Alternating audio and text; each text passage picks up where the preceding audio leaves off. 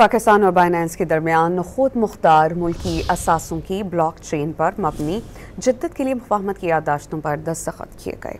इस्लामाबाद में वज़ीर ख़ज़ाना मोहम्मद औरंगज़ेब और बाइनेंस की शरीक CEO रिचर्ड टांग ने दस्तखत किए। इस मौके पर बाइनेंस के CEO चैंग पेंग याओ भी मौजूद थे।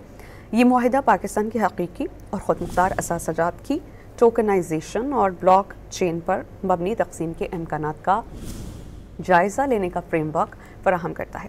इसका मकसद लिक्विडिटी, शफाफियत और आलमी मंडियों तक रसाई में इजाफा है।